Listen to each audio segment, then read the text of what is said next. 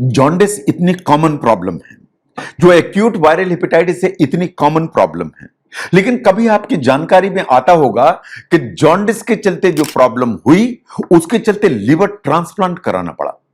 क्या liver transplant एक treatment option है जॉन्डिस के लिए, एक्यूट वायरल हेपेटाइटिस के लिए? ये सब जो जानकारी है बड़ी डरावनी है, लेकिन ये बात सही है कि कभी ये सुनने में तो आता है और कभी ये सच्चाई भी होती है। आज मैं बात करूंगा एक्यूट लिवर फेलियर की डायग्नोसिस एंड ट्रीटमेंट के बारे में। जो एक्यूट लिवर फेलियर है वो सडन ऑनसेट होता है, एक दिनों और हफ्ते के अंदर लिवर एकदम फेल हो जाता है और उसके चलते बहुत सारी प्रॉब्लम्स खड़ी हो जाती हैं।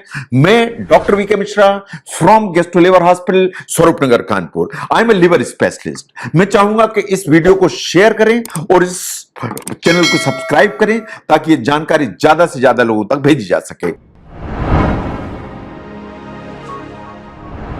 नो, एक बार जॉन्डिस हुई और अगर एक्यूट लिवर फेलियर हुआ तो उसके डायग्नोसिस के लिए क्या करने की जरूरत है? सही बात यह है कि जो डायग्नोसिस है वो सबसे ज्यादा तो क्लिनिकल बेस पर होती है। आपको क्लिनिकल एग्जामिन किया जाएगा, आपके सिम्टम्स वॉच किए जाएंगे, पिछले 5 दिनों में आपकी तबीयत कैसी रही उस पर ध्यान दिया जाएगा। तो डायग्नोसिस 90% सिर्फ आपको देखकर आपके सिम्टम्स से डेवलप हो जाती है ना। फिर भी कुछ टेस्ट चाहिए, कुछ ब्लड टेस्ट चाहिए। लिवर फंक्शन टेस्ट कराने की जरूरत पड़ेगी, किडनी फंक्शन टेस्ट कराने की जरूरत पड़ेगी, प्रोथ्रोम्बिन टाइम टेस्ट कराने की जरूरत पड़ेगी।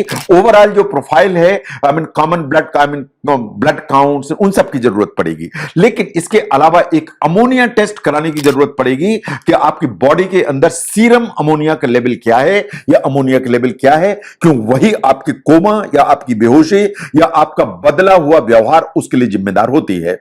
That's number 1। नंबर 2 पर आती इमेजिंग। आपको अल्ट्रासाउंड की जरूरत पड़ेगी जिससे क्लियर होगा कि लिवर की ब्राइटनेस कैसी है, लिवर की साइज कम तो नहीं हो गई, ज्यादा तो नहीं हो गई और कहीं आपके पेट के अंदर पानी तो नहीं है। इसके अलावा कभी जरूरत पड़ेगी सीटी स्कैन की एंड कभी कभार एमआरआई की जरूरत पड़ती है, but the most commonly it is the ultrasound and कभी कभार सीटी स्कैन। नंबर 3 पर आते हैं। कभी ऐसा होता है कि रीजन ही क्लियर नहीं होता है कि इतना लिवर डैमेज हुआ तो हुआ क्यों, ये कैसे डैमेज हुआ, वो $1 मिलियन क्वेश्चन होता है कि ट्रीटमेंट क्या किया जाए। उसके लिए कभी लिवर की बायोप्सी की जरूरत होती है, लिवर का बहुत टाइनी सा पीस निकालने की जरूरत होती है। वो यहां से भी निकाला जा सकता है या यहां जो ना वेन है इसके जरिए ट्रांसजुगुलर रूट से भी निकाला जा सकता है। नो, इसके अलावा जो इटियोलॉजी है उसको क्लियर करने के लिए कुछ ब्लड टेस्ट चाहिए, hepatitis A, hepatitis B, hepatitis C और हेपेटाइटिस ई के लिए। कभी कुछ ऑटो इम्यून मार्कर्स कराने पड़ते हैं कि ये कहीं अंडरलाइंग ऑटो इम्यून डिजीज तो नहीं है। कभी सीरम सिरुलोप्लाज्मिन की जरूरत पड़ती है कि कहीं आपकी बॉडी में कॉपर का लेवल ऊपर की तरफ तो नहीं है। नो, ट्रीटमेंट कैसे होता है? अगर एक्यूट लिवर फेलियर है तो प्रॉब्लम है, अगर सामान्य जॉन्डिस है सामान्य वार्ड में भी मैनेज किया जा सकता है। लेकिन एक बार अनकॉन्शियसनेस हुई and diagnosis acute liver failure में है तो आपको इंटेंसिव केयर यूनिट की जरूरत पड़ेगी, क्योंकि जो कंजर्वेटिव ट्रीटमेंट है वो तो चलेगा लेकिन बिना आईसीयू के मैनेजमेंट मुश्किल है।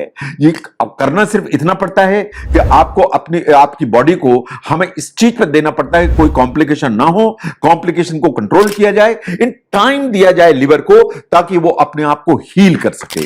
नो, क्या करना पड़ता है? नंबर 1, कुछ मेडिसिन की जरूरत पड़ती है कि अगर कोई पॉइजनिंग है तो उसको रिवर्ट किया जाए।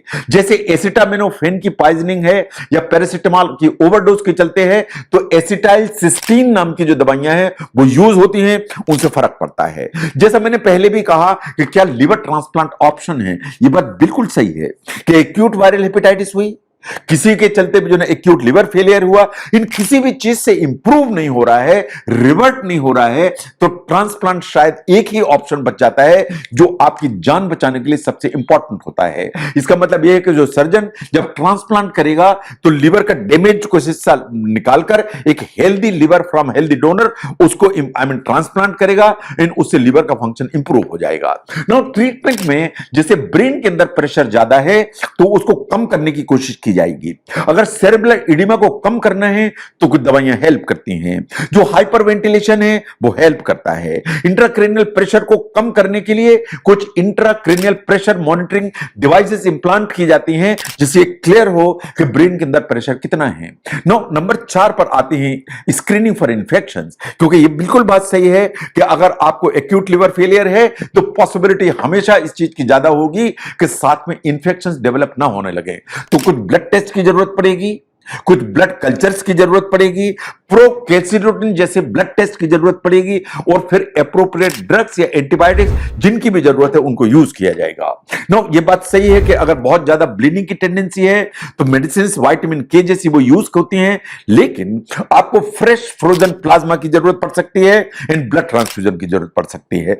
अगर एक्यूट लिवर फेलियर प्रोलॉन्ग हो रहा है तो न्यूट्रिशनल सपोर्ट चाहिए। जो न्यूट्रल सपोर्ट है वो दोनों रूट से जा सकता है, इंटेस्टाइन के थ्रू जा सकता है, इसे कहते हैं इंट्रल न्यूट्रिशन, या कि इंजेक्टेबल रूप में जा सकता है, इसे कहते हैं पेरेंटल न्यूट्रिशन, लेकिन न्यूट्रिशन की जरूरत पड़ेगी। तो ये बात सही है कि acute liver failure is a serious disease. सामान्य जो पीलिया है, जिसे आप एक्यूट वायरल हेपेटाइटिस के नाम से जानते हैं, ये कभी अगली टर्न ले सकता है, इन एक्यूट लिवर फेलियर की तरफ जा सकता है। एक्यूट लिवर फेलियर एक इमरजेंसी है, ये लाइफ का रिस्क लेके खड़ा करती है, ये हमेशा हॉस्पिटल मांगती है, ये हॉस्पिटल में भी इंटेंसिव केयर यूनिट की हेल्प चाहती है। इन उसमें कभी कभार ऐसा होता है कि अगर मेडिसिन से काम नहीं चला तो ट्रांसप्लांट तक की नौबत आ जाती है। तो इसलिए एक्यूट वायरल हेपेटाइटिस की डायग्नोसिस, उसके मैनेजमेंट, उसको पूरे को आपको खुले आंख से देखने की जरूरत है। तो एक्यूट वायरल हेपेटाइटिस का मैनेजमेंट, क्या ट्रांसप्लांट की जरूरत पड़ेगी, इस सच्चाई को समझने में अगर इस वीडियो ने हेल्प किया तो इसको जरूर शेयर करें। मैं doctor V K Mishra from gastro liver hospital, Swaroop Nagar, Kanpur. Thank you very much.